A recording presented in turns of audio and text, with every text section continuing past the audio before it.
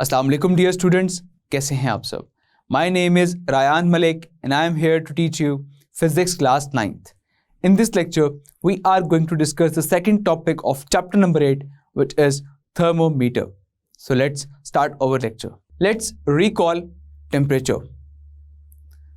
So temperature is defined as the degree of hotness or coldness of a body. कि एक body इतने degree hot है या फिर इतने डिग्री कोल्ड है। लास्ट लेक्चर में मैं आपको ये भी बता चुका हूँ कि टेम्परेचर को मेजर करने के लिए जो डिवाइस हम इस्तेमाल करते हैं उसे हम कहते हैं thermometer. So first of all यहाँ पर हम थर्मोमीटर को डिफाइन करते हैं, a device that is used to measure the temperature of a body is called thermometer. Thermometer एक ऐसी डिवाइस है जिसके थ्रू आप एक बॉडी का टेम्परेचर मेजर कर सकते हैं। अब जब भी एक बॉडी का टेम्परेचर कम या ज़्यादा हो रहा है तो इसको मेजर करने के लिए आपको कोई ऐसी बॉडी रिक्वायर्ड है जो कि आपके टेम्परेचर के साथ साथ चेंज भी शो करे ताकि आप एग्जैक्ट रीडिंग मेजर कर सकें। तो बहुत से सब्सटेंसेस ऐसे हैं जो कि हीट करने पर अपनी प्रॉपर्टीज चेंज करते हैं।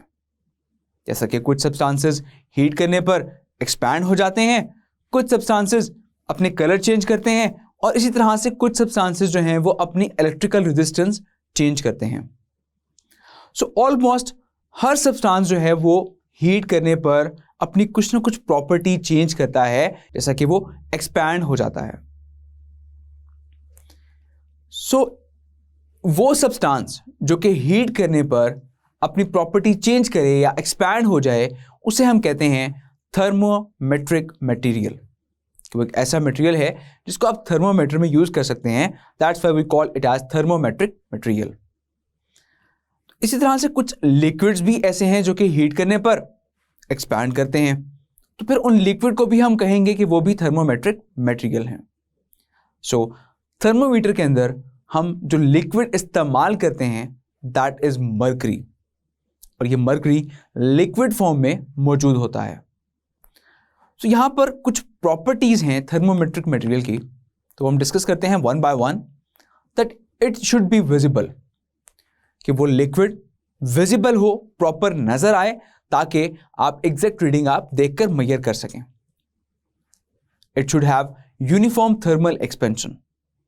यूनिफॉर्म थर्मल एक्सपेंशन मींस कि हीट के साथ साथ वो यूनिफॉर्मली एक्सपैंड करे। जब उसकी यूनिफॉर्म थर्मल एक्सपेंशन होगी तो आपको टेम्परेचर इंक्रीज होता हुआ या डिक्रीज होता हुआ नजर आ रहा होगा। Now the next property, it should have low freezing point. तो इसका फ्रीजिंग पॉइंट बहुत ही लो होना चाहिए। जैसा कि लेट्स सपोज के मैंने एक लिक्विड यूज किया और थर्मोमीटर को मैंने प्लेस कर दिया रेफ्रिजरेटर में। अब उस लिक्विड का फ्रीजिंग पॉइंट था 25 डिग्री सेल्सियस। तो जब मैंने उसको फ्रिज में रखा तो फ्रिज में क्योंकि टेम्परेचर कम होता है तो वहां पर उसके अंदर जो मौजूद लिक्विड था वो वहीं पर फ्रीज हो गया। अब जब वो लिक्विड फ्रीज हो चुका है तो फिर तो वो मूव ही नहीं करेगा। जब वो मूव नहीं करेगा तो वो कोई एग्जैक्ट रीडिंग शो ही नहीं कर सकता। So that's why this is the most important property which is the low freezing point. The next point is it should have high boiling point, कि उसका बॉइलिंग पॉइंट भी बहुत हाई होना चाहिए। Let's suppose कि हमने एक ऐसा लिक्विड यूज कर लिया जिसका बॉइलिंग पॉइंट है 50 डिग्री सेल्सियस, और हमारे यहाँ पर गर्मियों में टेम्परेचर 55 डिग्री सेल्सियस प्लस भी हो जाया करता है। दैट मीन कि जैसे ही वो 55 डिग्री प्लस होगा या 50 प्लस होगा तो वहाँ पर वो मटेरियल फट जाएगा, बिकॉज वो हीट करने पर वो एक्सपैंड हो जाता है। तो वो वहाँ पर एक्सपैंड होकर वो मटेरियल वहाँ से बाहर आ जाएगा, जिसकी वजह से आपका थर्मोमीटर जो है वो भी फट सकता है। Now the next point, it should not wet glass, कि जिस ग्लास में आप इसको यूज कर रहे हैं तो ये उस ग्लास को वेट भी मत करें। जैसा कि अगर ये लिक्विड, लेट्स सपोज कि ये लिक्विड स्टैंड कर रहा है 100 डिग्री सेल्सियस पर, अब ये लिक्विड जो है वो डिक्रीज होकर ये नीचे आ जाता है 70 डिग्री सेल्सियस पर, लेकिन स्टिल क्योंकि ये लिक्विड जो है वो ग्लास के साथ लगा था तो ये कुछ इसके ड्रॉपलेट जो हैं वो 100 डिग्री सेल्सियस पर अभी भी शो हो रहे हैं, तो हम यहाँ पर ये कह सकते हैं कि वो टेम्परेचर माइट भी 100 डिग्री भी हो सकता है। तो कुछ ड्रॉपलेट जो हैं अगर इसके 100 डिग्री सेल्सियस पर रह जाते हैं तो फिर हमें ये देखकर फील होगा कि वहाँ पर टेम्परेचर अभी 100 डिग्री सेल्सियस मौजूद है। But in spite of this कि वो लिक्विड तो नीचे आकर 70 डिग्री पर फॉल कर रहा है, लेकिन हमें ऐसा फील होगा कि वहाँ पर टेम्परेचर अभी भी 100 डिग्री सेल्सियस है। That's why it should not wet glass. Now the next property, it should be a good conductor of heat. तो वो हीट के लिए गुड कंडक्टर भी हो, ताकि जैसे ही उसको हीट फील हो वहां पर वो फौरन से हीट को अपने अंदर पास करे और अपनी प्रॉपर्टी के अकॉर्डिंग एक्सपैंड करे, ताकि हम टेम्परेचर डिफरेंस जो है वो हम देख सकें। Now it should have a small specific heat capacity. अब यहां पर आपको ये स्मॉल स्पेसिफिक हीट कैपेसिटी ये चीज आपको क्लियर नहीं हो रही होगी। सो नेक्स्ट लेक्चर में हम डिस्कस करेंगे स्पेसिफिक हीट कैपेसिटी, जिससे आपको ये कंसेप्ट भी क्लियर हो जाएगा कि थर्मोमेट्रिक मटेरियल की स्मॉल स्पेसिफिक हीट कैपेसिटी भी होनी चाहिए। So these are some properties of a thermometric material. तो किसी भी लिक्विड में अगर ये सारी प्रॉपर्टीज फुलफिल होती हैं तो उसको हम as a thermometric material means के थर्मोमीटर में इस्तेमाल कर सकते हैं। Now the next is liquid in glass thermometer.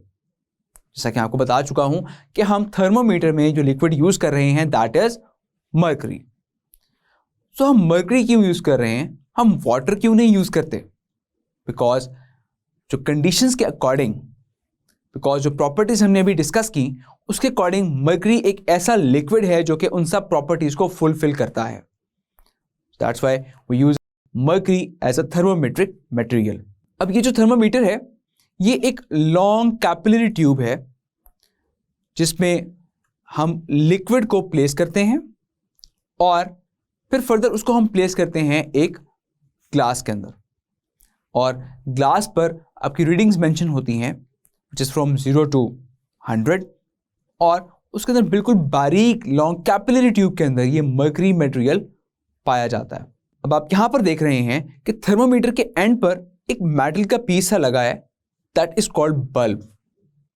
और जैसे ही ये बल्ब किसी भी हॉट ऑब्जेक्ट को टच करता है तो ये बल्ब के थ्रू वो हॉट हीट एनर्जी वो ट्रांसफर होती है उस मर्करी में which is a thermometric material, और उसके अकॉर्डिंग वो वहां पर एक्सपैंड करता है या फिर वो डिक्रीज हो जाता है, जिससे आप इजीली रीडिंग नोट डाउन कर सकते हैं which is the exact temperature of the body. Clear? So ये थी एक ग्लास थर्मोमीटर की कंस्ट्रक्शन। तो हम डिस्कस ये करते हैं कि हम मर्करी ही क्यों इस्तेमाल करते हैं, बिकॉज जैसे कि हमने प्रॉपर्टी में पढ़ा कि उसका लो फ्रीजिंग पॉइंट होना चाहिए और हाई बॉइलिंग पॉइंट होना चाहिए। तो मर्करी एक ऐसा थर्मोमेट्रिक मटेरियल है जिसका फ्रीजिंग पॉइंट है -39 डिग्री सेल्सियस और उसका बॉइलिंग पॉइंट है 357 डिग्री सेल्सियस।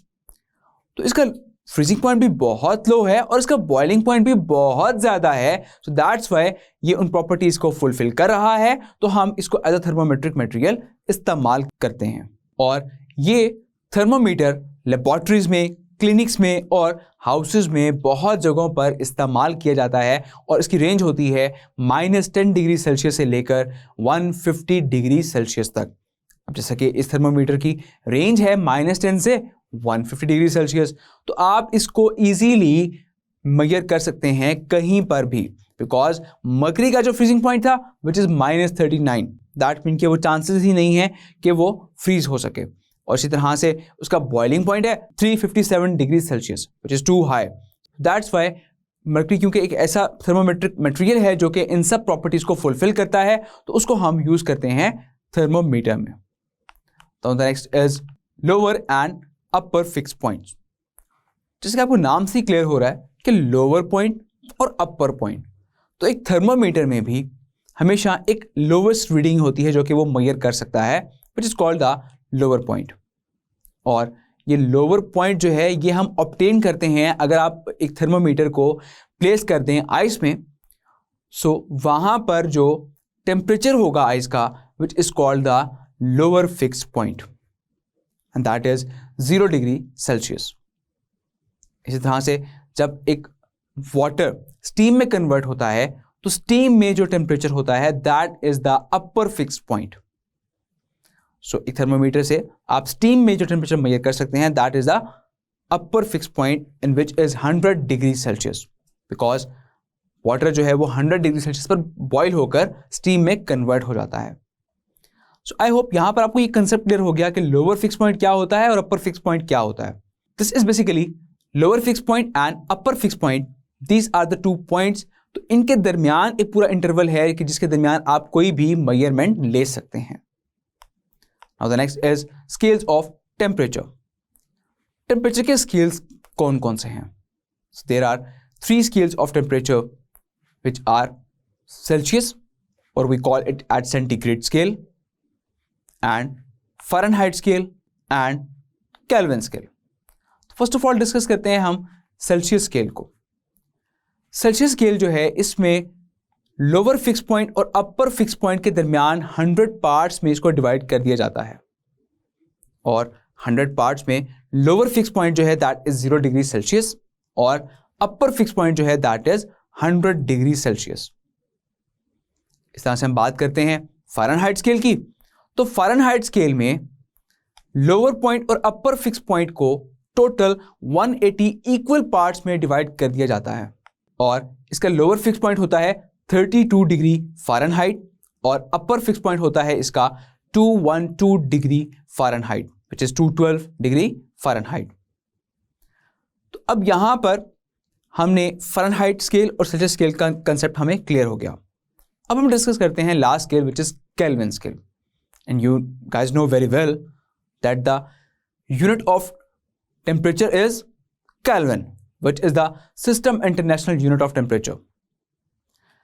सो वो थर्मोमीटर जो कि केल्विन में रीडिंग मेजर करता है, जिसका स्केल जो है वो केल्विन के अकॉर्डिंग वहां पर मेंशन है, that is called the kelvin scale. अब इस केल्विन स्केल को भी टोटल अपर फिक्स पॉइंट और लोअर फिक्स पॉइंट के दरमियान के डिस्टेंस को हम टोटल 100 इक्वल पार्ट्स में डिवाइड करते हैं. रिमेंबर जब हमने सेल्सियस स्केल डिस्कस किया तो उसमें भी हमने 100 इक्वल पार्ट्स में डिवाइड किया. सो दैट्स मीन कि अगर 1 डिग्री सेल्सियस का चेंज आता है तो हम ये कह सकते हैं कि 1 केल्विन का चेंज आया है. So a change of 1 degree Celsius that is equal to a change of 1 Kelvin. लेकिन सेल्सियस में और केल्विन स्केल में बहुत डिफरेंस है. सेल्सियस स्केल का लोअर फिक्स पॉइंट था 0 डिग्री सेल्सियस और अपर फिक्स पॉइंट था 100 डिग्री सेल्सियस. केल्विन स्केल का लोअर फिक्स पॉइंट है 273 केल्विन और अपर फिक्स पॉइंट है 373 केल्विन. उसके दरमियान जो डिस्टेंस है वो आप यहां पर देख सकते हैं कि टोटल 100 का डिस्टेंस है इसमें भी. So ultimately we can say कि 1 डिग्री सेल्सियस का जो चेंज है that is equal to a change of 1 kelvin. So further हम नेक्स्ट लेक्चर में डिस्कस करते हैं. Now the important short question from both point of view. So Kelvin scale पर जो जीरो होता है that is called the absolute zero and which is equals to -273 degree Celsius. And this is one of the most important short question from both point of view, that what is absolute zero. So the zero of the Kelvin scale is called the absolute zero and which is equals to -273 degree Celsius. Let's have a short quiz. That what is thermometer? So thermometer is a device that is used to measure the temperature of a body is called thermometer. What are the properties of a thermometric material? So these are the following properties of a thermometric material: that it should be visible, it should have uniform thermal expansion, it should have low freezing point, it should have high boiling point, and it should not wet glass, and it should be a good conductor of heat, and it should have small specific heat capacity. Now the next question is, why mercury is used as a thermometric material? कि आप mercury को ही as a thermometric material क्यों इस्तेमाल करते हैं? Because mercury freezes at -39 degree Celsius and boils at 357 degrees Celsius, and also it has all the thermometric properties which we have discussed in the previous question. That's why we use mercury as a thermometric material. Now the next question, that what is the lower fixed point of a Fahrenheit scale. I have told you कि Fahrenheit scale में lower fixed point और upper fixed point के दरमियान हम 180 equal parts में इसको हम divide करते हैं, और इसमें lower fixed point है 32 डिग्री Fahrenheit और upper fixed point है 212 degree Fahrenheit. Now the next question, what is Kelvin scale? The system international unit of temperature is Kelvin, and if we measure the temperature in Kelvin, then that scale is called the Kelvin scale.